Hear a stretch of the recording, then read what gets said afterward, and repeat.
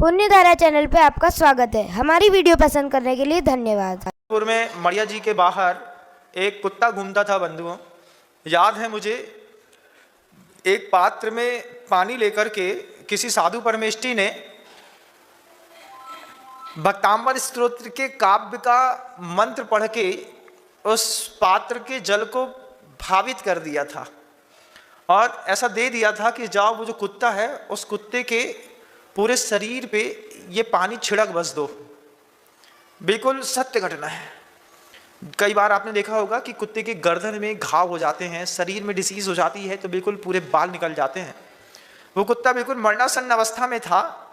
भक्तांबर स्तोत्र के किसी विशेष काव्य को पढ़ करके सामने जल रख करके 108 बार उनको पढ़ करके उसकी वेदना नहीं देखी जाती थी, क्योंकि वो बगल में एक होटल थी मड़िया जी के जस्ट बगल से ही।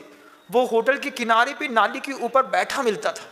जितनी बार हम लोग लवशंका दृढ़शंका करके वहाँ से वापस लौटते थे उसको देखते थे तो पीड़ा होती थी। तो किसी साधु परमेष्ठी ने भक्तांबर स्तोत्र का जल मंत्रित करके उसके ऊपर छिड़क दिया।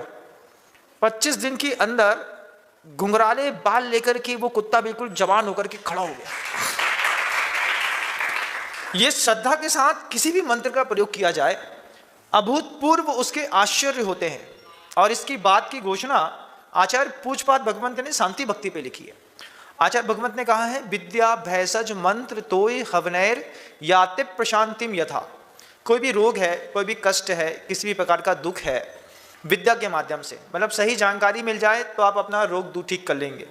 जानकारी के साथ साथ भैषज मतलब औषधि विज्ञान मिल जाए, कोई दवाई मिल जाए, उससे भी रोग ठीक होता है। फिर मंत्र के माध्यम से, कई बार विज्ञान और मंत्र औषधि के माध्यम से ठीक नहीं होती, उसको जाप दे देते हैं, सुनो तुम ये जाप करा करो। आचार्य शांति सागर जी महाराज जी के चारित्र चक्रवर्ती पढ़ेंगे, उसमें आपको एक उदाहरण दिखाई देगा। क्षुल्लक जी को कोढ़ हो गया था, व्हाइट स्पॉट हो गए थे। तो व्हाइट स्पॉट होने पर उनको बार बार लगता था कि अब मेरी दीक्षा कैसे होगी। आचार्य शांति सागर जी ने उनको मंत्र फेरने के लिए दिया, एक ही भाव का चौथा काव्य। उन्होंने पूरी श्रद्धा भक्ति के साथ 6 महीने तक मंत्र फेरा। उनके 60% तक के दिशान धीरे धीरे करके गायब हो गए, लेकिन 40% फिर भी बचे थे।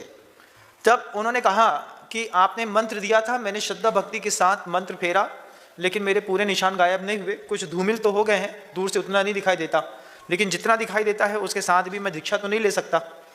तब शांति सागर जी महाराज जी ने कुछ मंत्र पढ़ करके सिर्फ हाथ फेरा था बंधुओं, और वो निशान गायब हो गया था। ये बात चारित्र चक्रवर्ती पुस्तक पे देखिएगा। मेरा खुद का तो कुछ है नहीं, लेकिन दिमाग में है। तो मंत्र के माध्यम से भी रोग दूर होता है। विद्या भैसज मंत्र, उसके बाद एक शब्द आता है तोय। तोय का मतलब पानी होता है। जब प्रतिष्ठित जिनबिंब जो मंत्र से अधिष्ठित होते हैं, उन अधिष्ठित जिनबिंबों के ऊपर लगातार बीजाक्षरों की धारा छोड़ी जाती है। उस मंत्र में, उस जल में एक प्रभावकारी शक्ति होती है।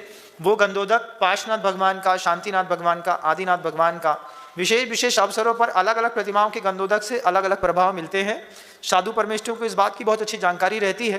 वे जब कभी भी कोई विशेष किसी को रोग इत्यादि होता है तो सामान्य से बता देते हैं कि शांतिनाथ भगवान की एक शांति धारा कर लेना, कभी पार्श्वनाथ भगवान की शांति धारा कर लेना।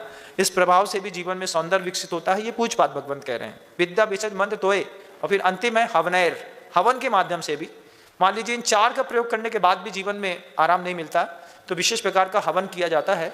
शांति विधान के अंत में एक मंत्र लिखा हुआ है जो असंख्यात वर्ष पुराना है। अच्छा, मतलब तीर्थंकर शांतिनाथ भगवान जी के समय का ही है वो। ओम ह्रीम जगत शांति कराय श्री शांतिनाथाय नमः सर्वोपद्रव शांतिम कुरु कुरु स्वाहा। इस मंत्र को अगर किसी गुरु ने आपको विशेष रूप से विधि समझा करके दिया है और उसका 6 महीने तक हवन लगातार करते हैं, इसका भी एक विशेष प्रभाव पड़ता है। ये सारी चीज़ें मेरी अनुभूत हैं बंधुओं। मैंने 22-25 साल के जीवन काल में, मुनि जीवन में, कई चीज़ों के ऐसे साक्षात प्रयोग देखे हैं जिसके लिए मैं इतना विश्वस्त हूँ। मैं भी कभी किसी को कोई प्रयोग बताता हूँ और उनके प्रयोग सफल हो जाते हैं। ये मेरा खुद का जीवन है, मैं देख रहा हूँ इस बात को, और ये तो मैं मानूंगा। Please like, share and subscribe my channel पुण्यधारा।